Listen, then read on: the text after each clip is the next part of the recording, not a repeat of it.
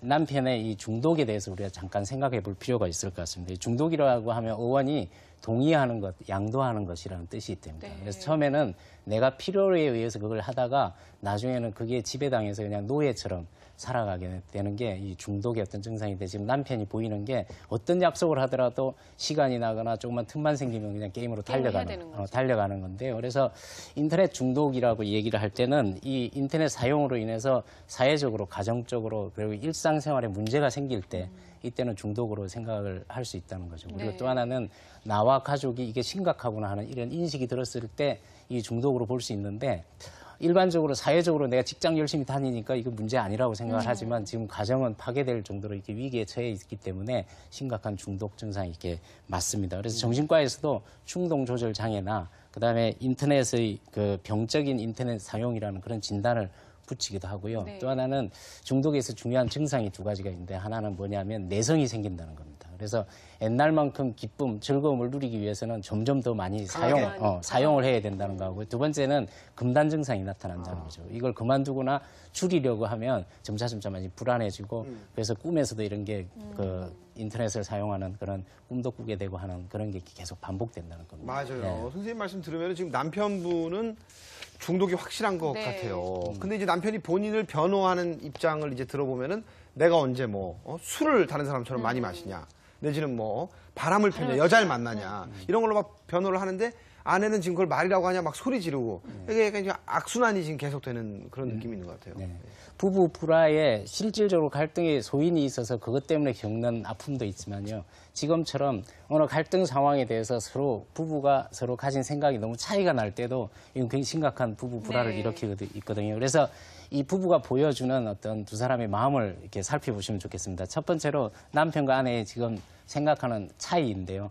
첫 번째가, 남편은 내 취미인데 왜 간섭이냐, 그 취미 정도로 이렇게 생각을 한다는 거죠. 하지만 아내 입장에서는 우울하고 지금 그걸로 인해서 소통이 안 되고 정서적으로 친밀감을 못 느끼고, 또 그런 게 있다고 그러죠. 이렇게 미워하다는 뜻이 누구누구 다음으로 사랑하다는 뜻이랍니다. 특히 부부간에는 부부 사이에 다른 게 끼어들게 되면 그거보다 못한 존재라는 생각을 하게 된다는 거죠. 그게 애착 대상, 소중한 대상에 있어서는 그러한 의미 때문에 TV에 빠져 있거나 스포츠에 빠져 있으면 그거보다 못한 존재라는 느낌을 가지게 된다는 거죠. 두 번째는 외도와 알코올 중독보다는 낫지 않냐고 이제 남편은 얘기하는 거죠. 왜 이렇게 얘기하냐면, 남편은 집에 빨리 들어와서 집에 붙어 있기 때문에 본인은 그게 문제라고 생각을 하지 않는데, 아내 입장에는 차라리 외도를 해. 물론 외도를 하는 것도 엄청나게 고통이지만 아내 입장에서 보면 그 정도의 큰 고통이 지금 따르고 있다는 거예요. 지금이 너무 힘든 거죠. 살아있지도 않은 그런 것에 빠져가지고 있는 남편이 너무 한심스럽기도 하고. 아내 입장에서는 지금 하신 말씀은 그냥 말씀만 저렇게 하신 거죠.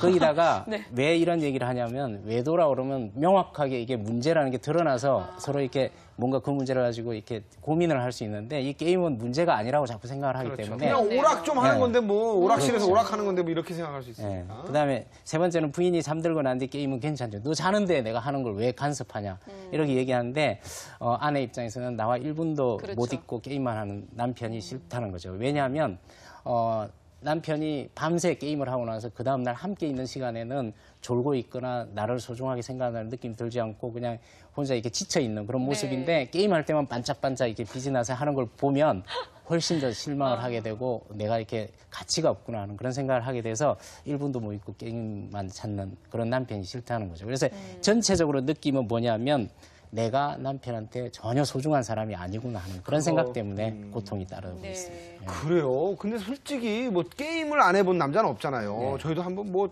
꿈에 나타나고 말해서 열심히 해봤는데, 결혼하고 또 자녀를 낳게 되면은 약간 지금 정신이 없잖아요. 양가 부모님도 막 챙겨야 되고 약 정신이 막 없는데, 일이 많죠. 어떻게 이분은 평화로우신지 어떻게 게임에 중독이 될 수가 궁금해요.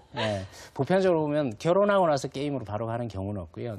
더 깊이 들어가 보면 중학교 때나 사춘기 때 아니면 고등학교 이 시절부터 조금씩 하던 게 연장되는 경우가 많습니다. 남편의 경우에는 부모님이 맞벌이를 하고 계신데, 물론 맞벌이를 한다고 해서 다 이런 상황이 빠지는 건 아니죠. 그런데 맞벌이 하면서 이제 본인이 필요하다 그러면 돈을 주니까 그 시간에 중학교 때부터 PC방으로 이렇게 굉장히 자주 이렇게 가서 그 시간을 주로 이렇게 PC방에서 보냈다는 거 하고요.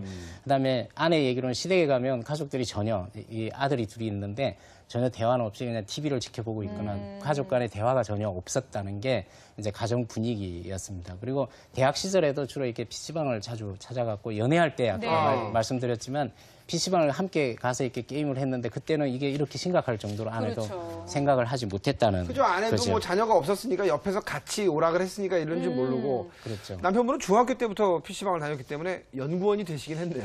그렇죠. 게임 중독에 빠지기 쉬운 사람이라는 게 이게 뭐 직장과 상관이 없다는 거지요. 주로 이제 그런 분들은 좀 외로움을 많이 느끼는 사람, 자존감이 낮거나 그다음에 또 하나는 사회생활에 이렇게 자신감이 이 일이나 이런 데는 빠져 있지만 대인 관계나 이런 데 좀 어려워하는 분들, 그다음에 평소에 불안이 많은 사람은 사람을 만나서 그 부분에 대한 게 불편하고 힘들기 때문에 그냥 그 기계인 인터넷하고 게임하고 이렇게 하면서 훨씬 더 편안해진다는 거고요. 그다음에 자신에게 불만이 많거나 어릴 때부터 소통이 좀 적었던 경우에는 이런 경우에 빠지기 쉽다는 거죠. 그래서 가정에서 정서적인 지지, 대화가 굉장히 소중하다는 걸 다시 한번 생각을 하시면 좋겠습니다. 근데 아내분께서 이렇게 심각하게 느꼈을 정도라면 사실 시댁 어른들 아니면 친정 어른들도 좀 뭔가 반응을